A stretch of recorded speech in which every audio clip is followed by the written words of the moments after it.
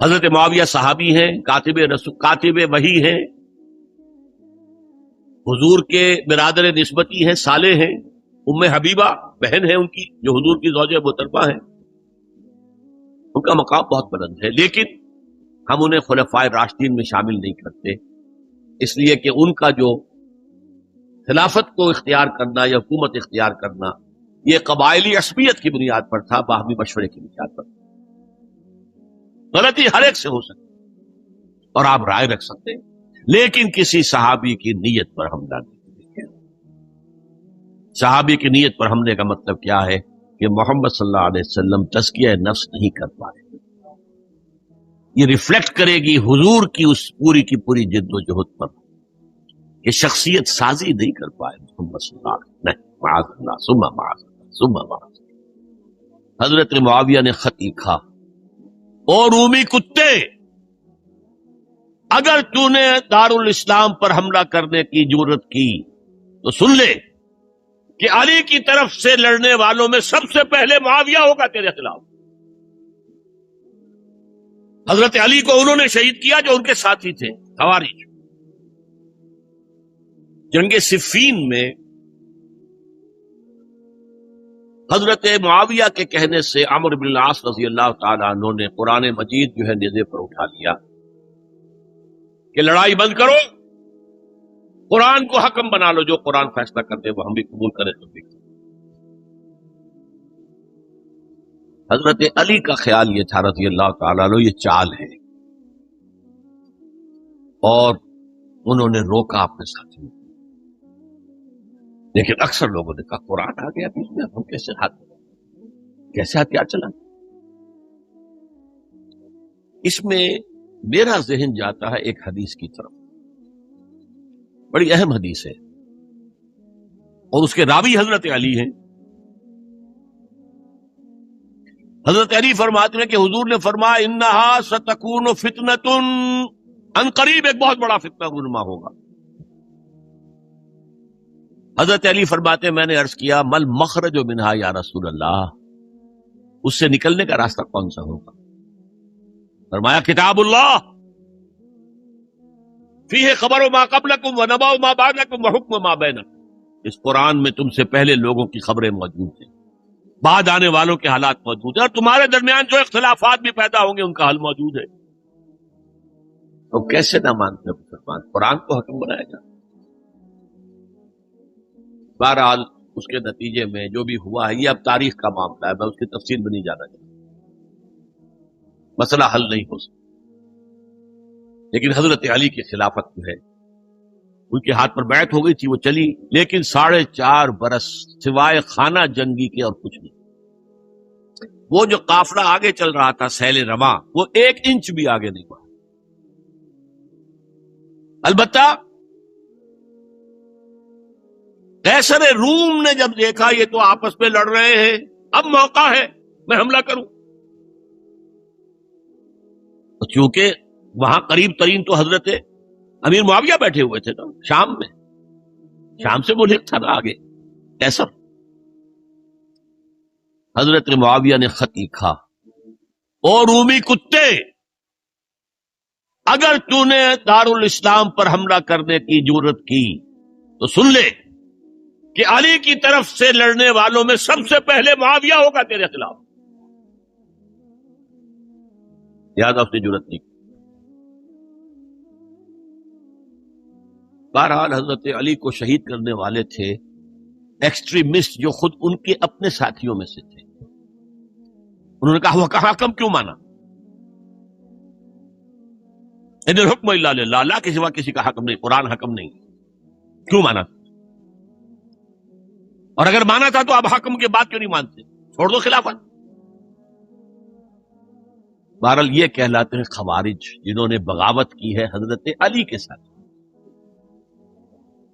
ان میں سے 3 نے بیٹھ کے طے کیا، یہ 3 جو در حقیقت بڑے شخص ہیں، یہ اس وقت امت جو ہے ان کی وجہ سے اس مشکل میں پڑی ہوئی، تینوں کو قتل کر فلاں دن صبح فجر کی نماز کے وقت ایک شخص وہاں جائے گا، ایک شخص وہاں جائے گا، ایک شخص وہاں جائے گا، اور فجر کی نماز میں قتل کر دیں۔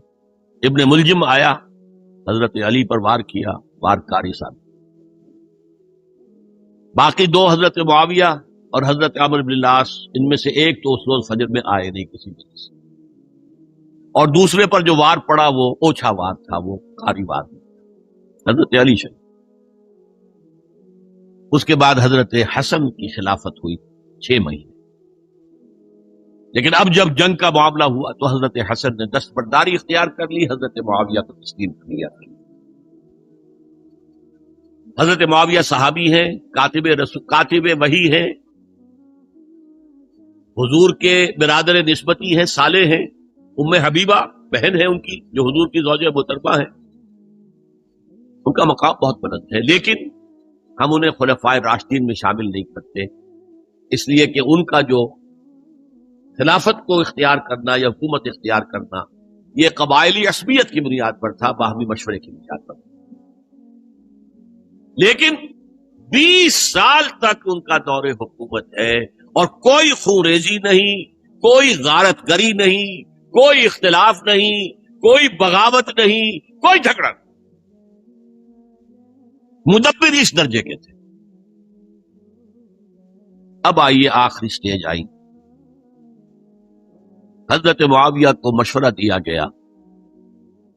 مغیرہ ابن شعبہ ایک بزرگ صحابی تھے کہ دیکھیے جناب امیر،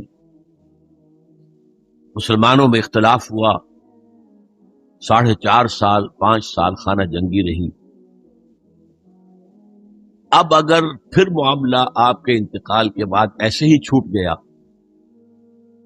تو اختلافات ہوں گے، جھگڑے ہوں گے، مختلف دعوے دار سامنے آئیں گے، جنگیں ہوں گی، پھر دوبارہ جو ہے فساد. آپ کسی کو نامزد کر اور پھر مشورہ دیا اپنے بیٹے یزید کو نامزد کر. حضرت معاویہ ریلیکٹنٹ رہے، لیکن اس کے بعد انہوں نے مان لی اور فیصلہ کیا. یہاں میں چاہتا ہوں کہ بات سمجھ لیں اچھی طرح. اس معاملے میں اگر آپ حضرت معاویہ کی نیت پر شک کریں گے تو مجھے آپ کے ایمان پر شک ہوگا. نیت پر نہیں، غلطی ہو سکتی. صحابی ہیں، نیت غلط نہیں تھی. نیت کیا تھی؟ اور میں سمجھتا ہوں 100% کہ اب اتنا پانی گزر چکا ہے پل کے نیچے سے وقت کے دریا میں کہ بارے صحابہ سب رخصت ہو چکے. اب اکثریت 9 مسلموں کی ہے، عصبیتیں بھی ہیں، قبائلی عصبیتیں ختم تو نہیں ہوئی. لہذا جب تک کوئی قبائلی عصبیت پیچھے نہیں ہوگی حکومت کے، حکومت نہیں چل سکتی.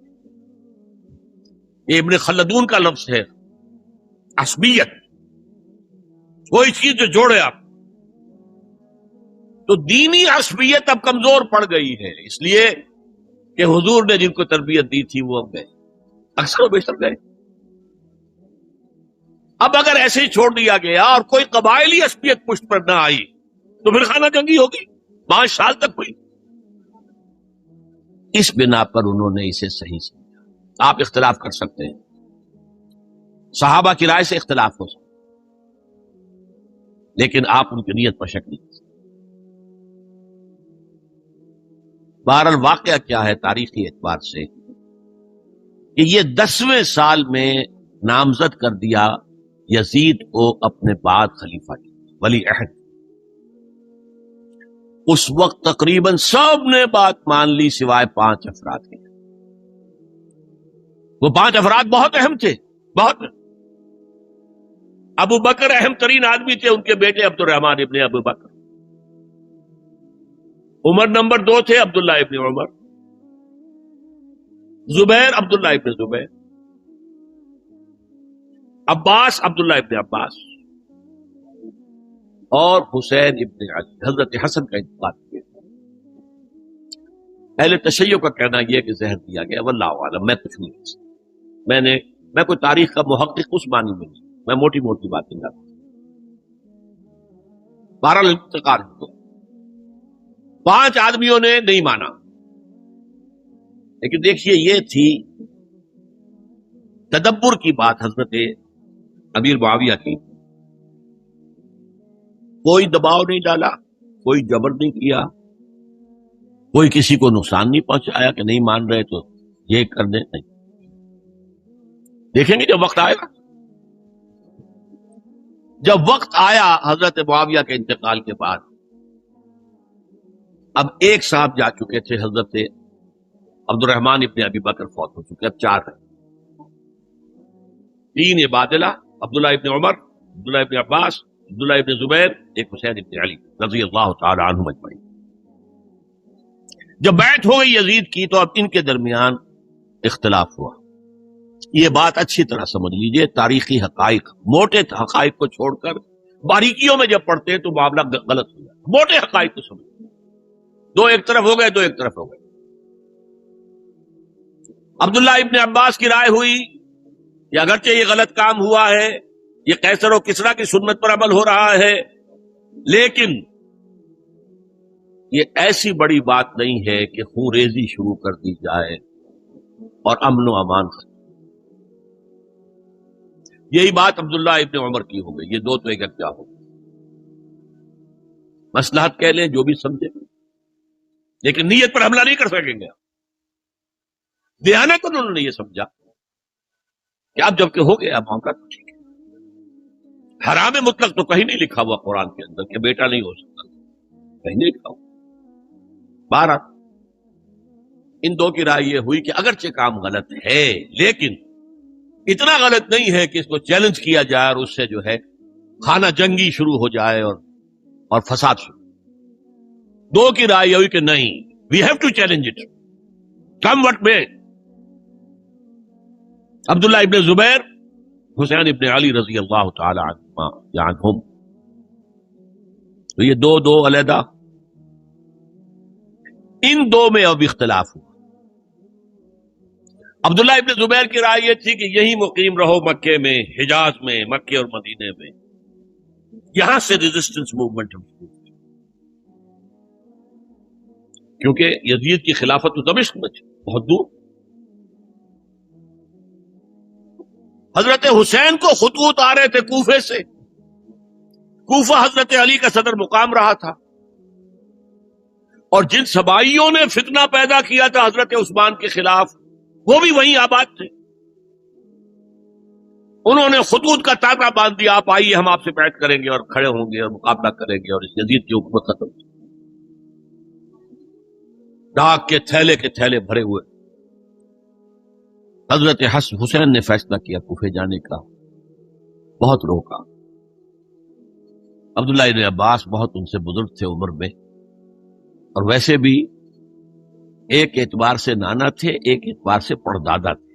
حضرت عبداللہ ابن عباس حضور کے چچا زاد بھائی تھے، تو نانا ہو گئے کہ حضور نانا تھے کہ نہیں، اور حضور کے چچا تھے حضرت عباس، ان کے بیٹے ہیں۔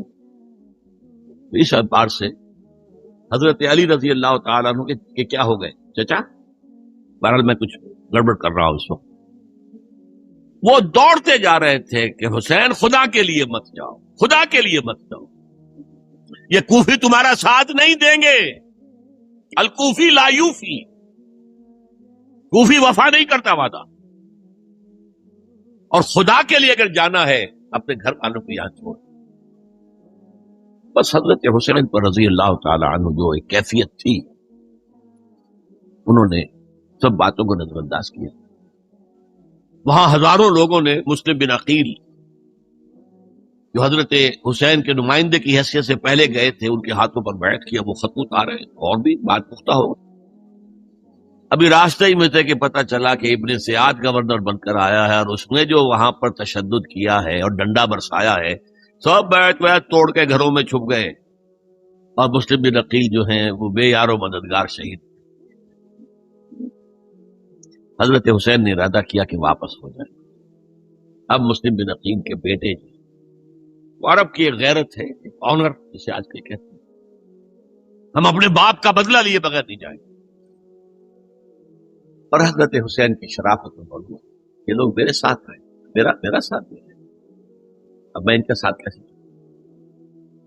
बहरहाल वो हादसा फाजिआ होकर रहा, और उसमें सबसे बड़ा सबब जो बना है वो मैं चाहता हूं जिसकी तरफ किसी की निगाह नहीं गई। अफसोस ये है कि मेरा इस पर जो किताबचा है सानेहा करबला वो आउट ऑफ प्रिंट था। कोशिश थी कि आज यहां वो पेश किया जाता, मुख्तसर तरीन, लेकिन आप देखेंगे कि क्लियर हो जाती है हिस्ट्री। दो किताबचे हैं, शहीद मजलूम, मेरे नजदीक मजलूम तरीन शहीद हजरत उस्मान रज़ी अल्लाह तआला, और सानेहा करबला, बहुत बड़ा सानेहा, इसमें कोई शक नहीं। हजरत हुसैन के सब्र और मुसाबरत, इस्तिकलाल और शुजाअत, ये मिसाली है तारीख के अंदर। अपने सामने जो है अपने एक एक करके चिराग गुल हो गए, खानदान सारा खत्म हो गया, खीर खार बच्चे शहीद। वो तो एक बच्चा बीमार था, हजरत अली बिन हुसैन ज़ैनुल आबिदीन रहमतुल्लाह अलैह, वो बचा है। लेकिन असल में शराफत और मरूवत जो है वो बसा औकात अपनी शराफत की वजह से मार खा जाती। हजरत हुसैन से मेरे नजदीक ये एक स्ट्रेटेजिक मिस्टेक कि जब कूफियों का लश्कर सामने था तो वहां खड़े होकर एक एक का नाम लेगा, फला इब्ने फला, क्या तुमने मुझे खत नहीं लिखा था? ऐ फला इब्ने फला, क्या तुमने मुझे खत नहीं लिखा था? सबके राज फाश कर रहे हैं। और देखो ये मेरे पास ये थैले भरे हुए तुम्हारे खतों के मौजूद है, तुमने मुझे बुलाया और मैं आया। ये बात थी जिसकी बिना पर अब उनके लिए कोई चारा नहीं था कि इन्हें शहीद, वरना तो ये हमारा भांडा फोड़ देंगे जाकर यजीद के पास, तो हमारी खाले खिंच जाएगी। यही वजह है कि हजरत हुसैन ने 3 ऑफर्स किए, मुझे वापस मदीने जाने दो, नहीं, मुझे यजीद के पास जाने दो, नहीं, मुझे कहीं इस्लामी सरहद पर भेज दो, मैं वहां पर काफिरों से जंग करते हुए जिंदगी खत्म कर लूंगा, नहीं, हियर एंड नाउ बैठ करो। ये हजरत हुसैन की शराफत, गैरत, हमीयत, मुरव्वत, लिहाजा उन्हें शहीद किया गया और फिर खेमों को आग लगाई। ये दोस्त क्यों लगे? अगर तो ये गुस्से और इंतकाम में और वेंजियंस में होता तो हजरत अली बिन हुसैन ज़ैनुल आबिदीन को भी शहीद करना चाहिए, नहीं किया। अगर ये उस तरह का मामला होता तो खवातीन की बेहुरमती होती, नहीं हुई। ये खेमे क्यों जलाए? ताकि वो जो एविडेंस है वो खत्म हो जाए। हमारे खिलाफ ये जो डॉक्यूमेंट्री प्रूफ लिए फिर रहे हैं, खेमे जलेंगे और ये थैले भी जल जाएंगे और ये खुतूत भी जल जाएंगे और हम बच जाएंगे। ये है मेरा तजजिया। बहरहाल इसमें कोई शक नहीं कि तारीख इंसानी के अजीम हवादिस में से वो है, और मेरे नजदीक हजरत हुसैन रजी अल्लाह तआला अन्हु का इख्तिलाफ कर सकता है, जो चाहे करे। हजरत हुसैन से इख्तिलाफ करे और इत्तेफाक करे हजरत अब्दुल्ला इब्न उमर, अब्दुल्ला इब्न अब्बास के साथ, तभी ठीक है। और अगर हजरत अब्दुल्ला इब्न अब्बास और अब्दुल्ला इब्न उमर से इत्तेफाक करे और हजरत हुसैन उनसे इख्तिलाफ करे, तभी शक है। मासूम कोई नहीं, हमारे नजदीक मासूमियत खासा नबूवत है। नबूवत खत्म हुई हुजूर पर, मासूमियत खत्म। गलती हर एक से हो सकती है और आप राय रख सकते हैं, लेकिन किसी सहाबी की नीयत पर हमला नहीं करेंगे। सहाबी की नीयत पर हमले का मतलब क्या है कि मोहम्मद सल्लल्लाहु अलैहि वसल्लम तज़किया नफ्स नहीं कर पाए। ये रिफ्लेक्ट करेगी हुजूर की उस पूरी की पूरी जिद्दोजहद पर, ये शख्सियत साजी नहीं कर पाए मोहम्मद सल्लल्लाहु अलैहि वसल्लम। बहरहाल ये है तारीख के एतबार से हमारे यहाँ जो अजीम तरीन जिलहिज के महीने में हजरत उस्मान शहीद हुए थे। 28 जिलहिज को हजरत उमर पर हमला हुआ था। यकम मुहर्रम को उनकी शहादत हुई थी। 10 मुहर्रम को सानेहा करबला की शायद। ये हमारी उस इब्तदाई तारीख के अहम लैंडमार्क्स हैं। جنہیں ہم شہادت کے نام سے جانتے ہیں. حضرت حسین کو یاد کر لیں، حضرت عثمان کو یاد کر لیں، ان کے لیے کوئی رنج اور غم کا اظہار کر لیں، اس سے کچھ حاصل نہیں ہے. حاصل تو یہ ہے کہ شہادت علی الناس کی تیاری اپنی ذاتی زندگی میں آج سے گواہی دیجیے اللہ کے بندے